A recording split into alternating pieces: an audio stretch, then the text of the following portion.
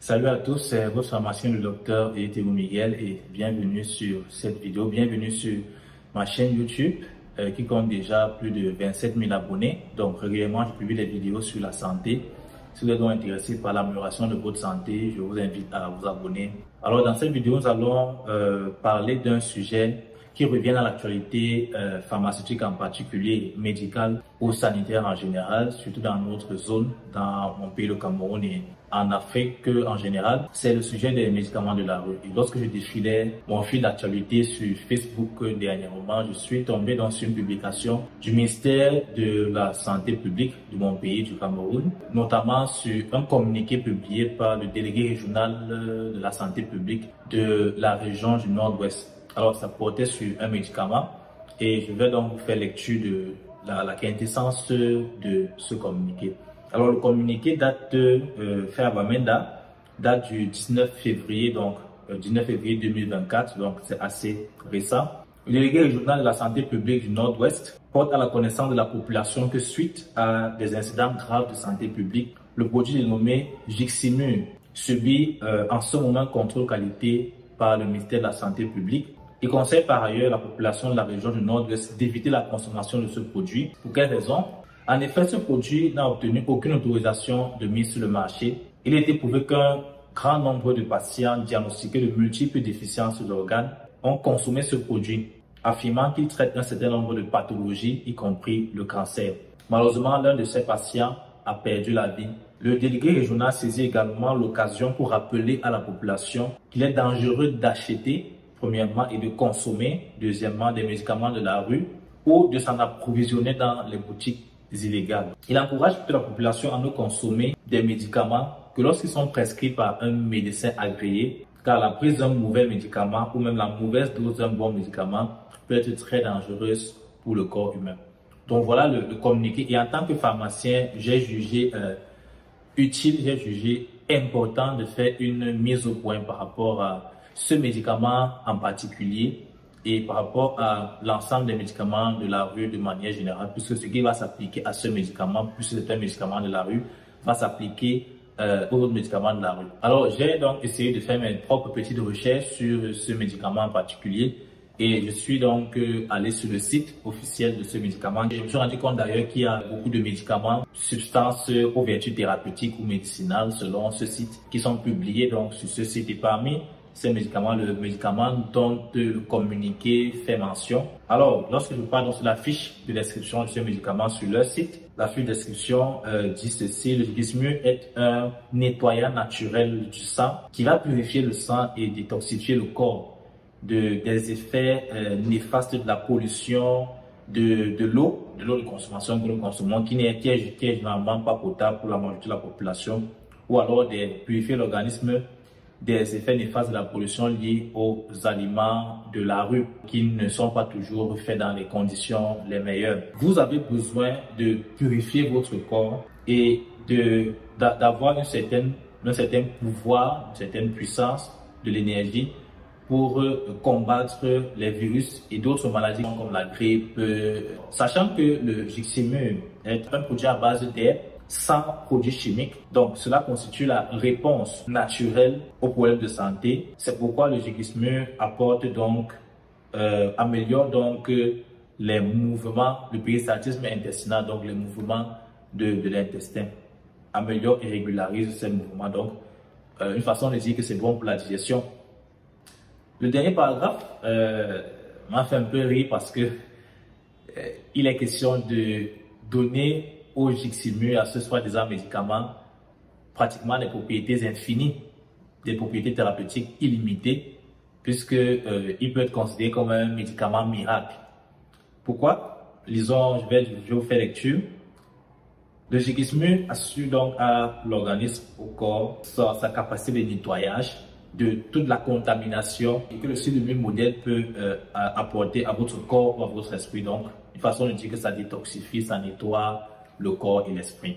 Le Jiximur aide à contrôler la pression et le stress de la vie du quotidien. C'est une boisson donc qui est utile dans les conditions pathologiques suivantes, mais pas seulement. Une façon de dire que ce n'est pas limité à ces pathologies qu'il cite. Mais il faut déjà dire que le nombre de pathologies citées est assez gras. Pour un seul médicament, c'est énorme.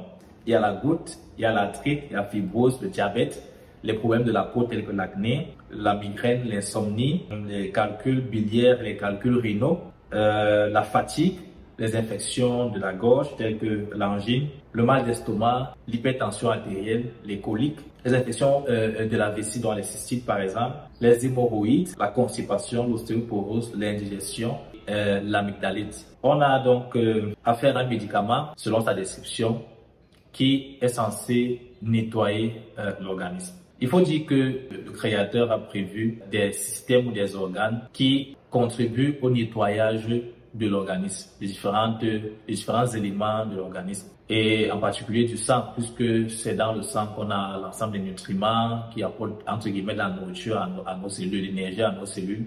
Dans le même sang, il peut y avoir des agents infectieux, des virus, des bactéries et autres.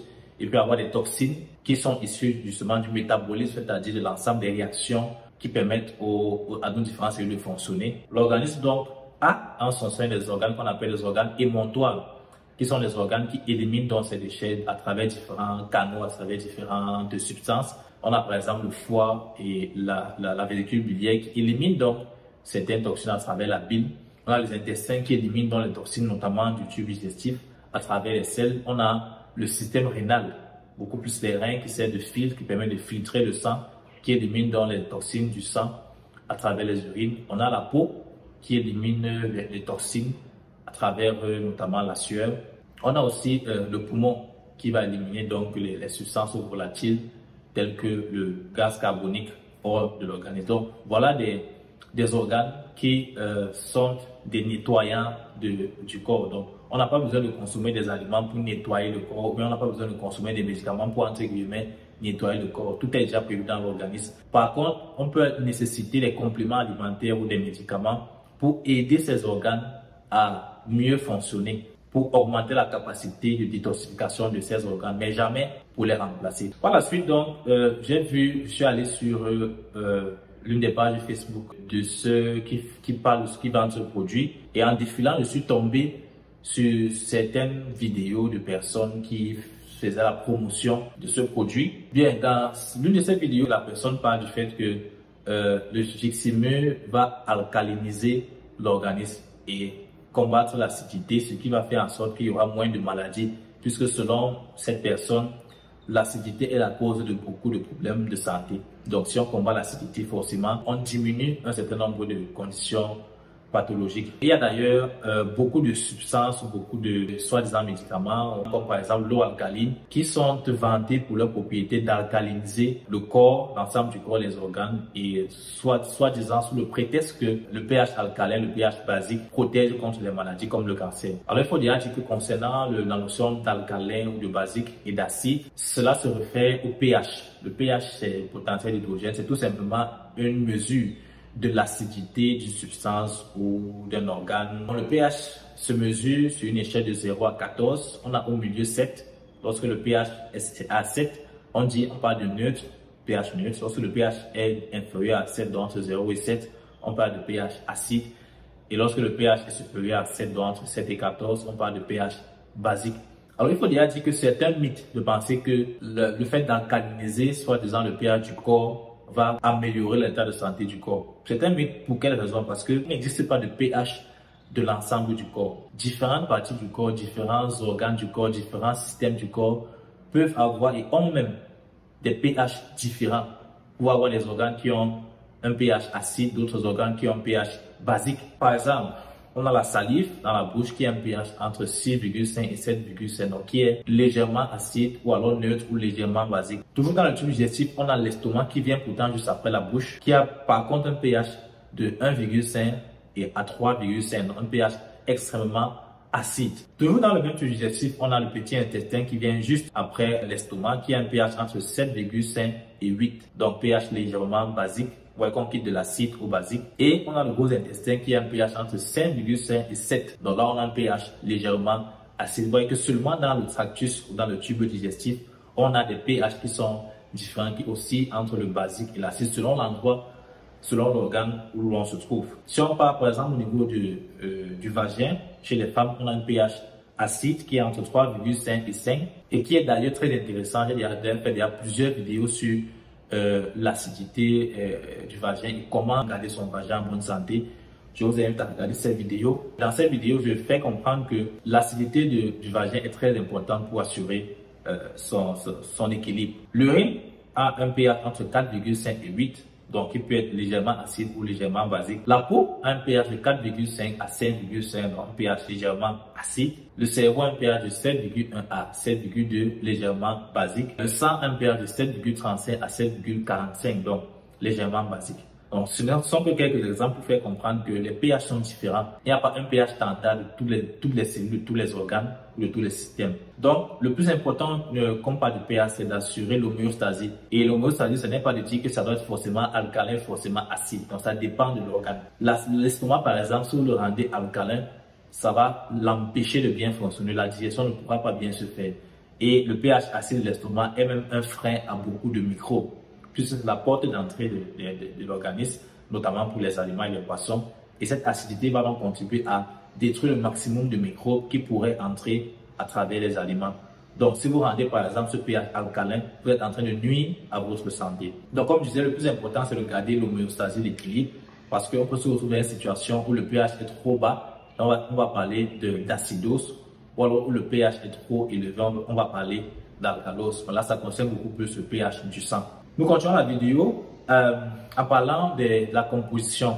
Eh bien, c'est quelque part dans la description, vous avez certainement remarqué qu'ils ont mis en avant le fait que c'est un produit à base de plantes et qui ne contient pas de substances chimiques. Et personnellement, je me suis toujours posé la question de savoir, lorsqu'on parle de substances naturelles, lorsqu'on parle de médicaments ou de décoctions, bref, de substances médicinales à base de plantes, comment est-ce que les gens font pour croire que ce qui est naturel n'a pas d'éléments chimiques? Puisque notre corps humain même, qui n'est pas artificiel, qui est naturel, est composé de substances chimiques.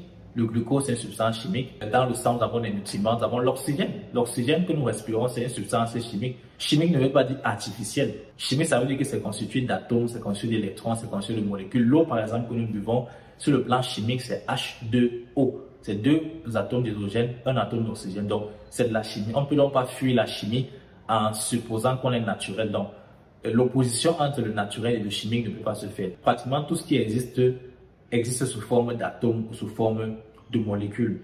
On ne peut donc pas dire que parce qu'une substance est naturelle, elle ne va pas conduire à des effets indésirables. Non. Même des substances naturelles, même des médicaments à base de plantes peuvent conduire à des effets indésirables. D'ailleurs, la preuve, c'est que le communiqué parle du fait qu'il y a eu des cas de défaillance de plusieurs organes. Donc, des patients qui ont consommé ce produit et qui ont eu plusieurs organes qui ont été atteints, pas seulement un organe. Donc, par exemple, le cœur a été atteint, le foie a été atteint, le rein a été atteint, le cerveau a été atteint chez un seul patient, tous ces organes à la fois.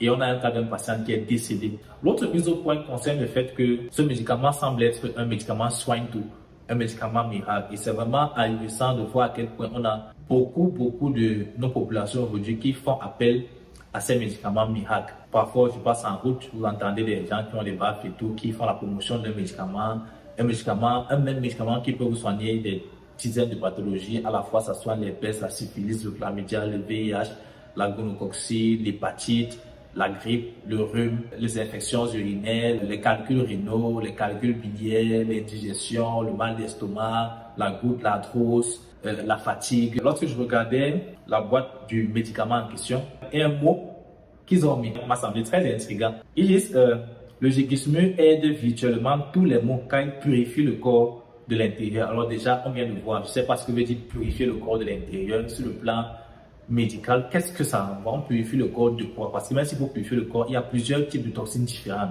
Et vous ne pouvez pas purifier toutes les toxines de la même manière ou avec le même médicament. Puisque d'ailleurs, même les organes émontoires que j'ai cités en début de vidéo, qui sont les organes épurateurs, ne purifient pas tout l'organisme à la fois et ne purifient pas toutes les toxines à la fois. Certains purifient un certain type de toxines, d'autres organes vont purifier d'autres types de toxines. C'est un travail complémentaire. Donc, le mot qui retient mon attention, c'est virtuellement. Je vais relire. Gégismu aide virtuellement pour tous les maux car il purifie le corps de l'intérieur. Lorsqu'on dit virtuellement, ça veut dire que ce n'est pas réellement. C'est un peu comme la réalité virtuelle. Lorsque vous mettez un casque de réalité virtuelle, vous voyez des choses, vous pouvez peut-être vous retrouver dans une jungle, poursuivi par les dinosaures ou sur un bateau ou dans un avion.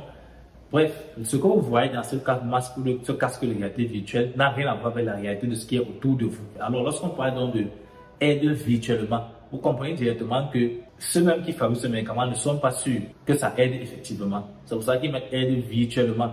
Parce que s'ils disent que ça aide effectivement, on pourra leur porter plainte. Puis vous avez dit que ça aide, mais ça ne va pas aider. Comme ils disent virtuellement, ça laisse planer le doute, ça laisse planer l'incertitude. Et effectivement, pour ce médicament, on ne pouvait donc avoir aucune garantie d'efficacité. Il est donc très dommage que les populations aient déboursé cet argent et non seulement n'aient pas été soignées, parce que ça ne les a pas du tout aidés, mais se retrouvent à l'hôpital, d'autres dans des situations de santé critiques, d'autres même décédés. Voilà donc la différence majeure entre les médicaments, ces médicaments miracles dont le parcours n'est pas suivi, la différence entre ces médicaments et les médicaments homologués, les médicaments conventionnels. Parce que les médicaments conventionnels qui sont commercialisés par des professionnels de la santé comme des pharmaciens, comme j'en suis un, sont des médicaments qui suivent un certain nombre d'étapes. On se rassure de 3 choses au moins lorsqu'on veut commercialiser un médicament. Par exemple, vous avez suivi dans le communiqué du délégué régional de la santé publique que ce médicament n'a pas d'autorisation de mise sur le marché au Cameroun, ce qu'on appelle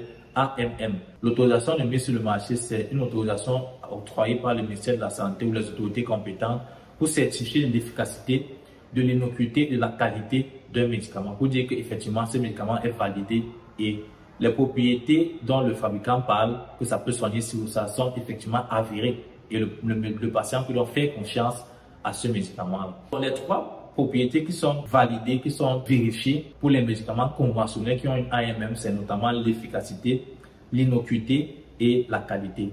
L'efficacité, lorsqu'on évalue un médicament, un nouveau médicament que l'on veut mettre sur le marché, on va vérifier si ce médicament est efficace. Vous dites par exemple que ce médicament soigne le cancer, ok. On va confirmer par travers des études cliniques, donc des études faites chez les humains, que ce médicament soigne effectivement le cancer. Et en général, on va faire des études comparées. Donc, on va étudier ce nouveau médicament à un autre médicament de référence qui soigne le cancer ou un autre médicament de référence qui soigne l'hypertension, dans le cas par exemple d'un nouveau médicament qui prétend soigner l'hypertension. Donc, on va toujours le comparer à une référence pour voir est-ce qu'il est au moins aussi efficace que ce médicament de référence qui est déjà sur le marché, ou alors est-ce qu'il est plus efficace, parce que si vous avez un médicament qui n'est même pas autant efficace que ce qui existe déjà sur le marché, ça n'a aucun intérêt, il n'y a aucun intérêt à le commercialiser. Il peut être efficace peut-être à 25%. Or, les médicaments qui se trouvent déjà sur le marché sont efficaces à 50-60%. Il n'y a aucun intérêt, malgré qu'ils soient efficaces à un certain pourcentage, il n'y a aucun intérêt sur le plan scientifique et sur le plan clinique pour le patient de commercialiser un tel médicament. La deuxième chose qu'on vérifie, c'est l'innocuité. On va vérifier l'innocuité non seulement chez les animaux, est-ce que ça cause des troubles chez les animaux, les souris et autres. Et si ça ne cause pas de troubles graves chez les animaux, on va passer à l'homme. D'abord, chez le sujet sain, donc chez la personne qui n'est pas malade, est-ce que ça en dérange parce que ça ne cause pas des effets indésirables graves. Et ensuite, on va passer chez les sujets malades. Est-ce que les patients qui le prennent ont des effets indésirables graves? Sinon, on peut donc autoriser la commercialisation. Par la suite, on va vérifier la qualité notamment de la production, de la conservation, de la distribution du médicament. Est-ce que le médicament a été produit dans de bonnes conditions? Est-ce qu'il a été transporté dans de bonnes conditions? Est-ce qu'il a été conservé dans de bonnes conditions? Donc la chaîne de production et de distribution du médicament doit être de bonne qualité. Voilà donc ce qui va permettre de garantir que lorsque vous allez en officine pour procurer un médicament, vous êtes sûr que ce médicament est le bon médicament qu'il vous faut et qui ne va pas vous causer des effets indésirables, inconnus ou très graves. Et c'est pourquoi il peut parfois arriver, puisque la chaîne est suivie, est homologuée du début à la fin, il peut arriver que certains lots de médicaments rencontrent des problèmes, puisque les médicaments sont fabriqués par lot ou par vague. Supposons par exemple que je fabrique des comprimés de paracétamol 1000 mg. Mon industrie peut fabriquer peut-être, disons, 3 vagues par jour. Donc 3 vagues aujourd'hui, 3 vagues demain, 3 vagues après-demain, ainsi de suite. Donc il peut y avoir un problème, par exemple, constaté sur la vague d'aujourd'hui. Et donc, la vague d'aujourd'hui qu'on appelle l'eau, le lot de ce lot concerné par le problème technique va donc être retiré du marché. Or, par exemple, dans le cas de ces médicaments de la rue, puisqu'il n'y a aucun suivi sur la fabrication, même s'il arrive qu'il y ait un problème au niveau de la fabrication de ces médicaments, vous, le patient, vous ne serez jamais informé qu'il y a eu un problème et qu'il faut renvoyer ces médicaments au niveau de l'usine parce que le circuit n'est pas suivi. Donc, voilà pourquoi, à la fin du communiqué, le délégué régional insiste sur le fait qu'il est important pour nos populations de comprendre une fois pour toutes que le médicament de la rue tue. Ce n'est pas juste un slogan. Voilà un cas pratique d'un patient qui est décédé parce qu'il pensait, on lui a donné de faux espoirs. Il pensait trouver refuge, pensait trouver réconfort ou santé dans ce produit, alors qu'il n'en était rien. Donc, je vous remercie infiniment d'avoir regardé cette vidéo. C'était une mise au point. En tant que pharmacien, je ne pouvais pas manquer de la faire sur cette situation qui est dramatique parce que malheureusement, on a un cas de décès à déplorer dans cette situation. Donc, pour que vous ne soyez pas la prochaine victime, que ce soit de pathologies liées aux médicaments de la rue ou de décès liés aux médicaments de la rue, il est important que vous accordiez du prix à votre santé et d'éviter complètement les médicaments de la rue, de vous tourner vers les professionnels de santé agréés. Nous sommes là, les pharmaciens, pour garantir votre santé. Merci de ne pas oublier de liker la vidéo et surtout de partager afin d'accroître la sensibilisation autour de vous.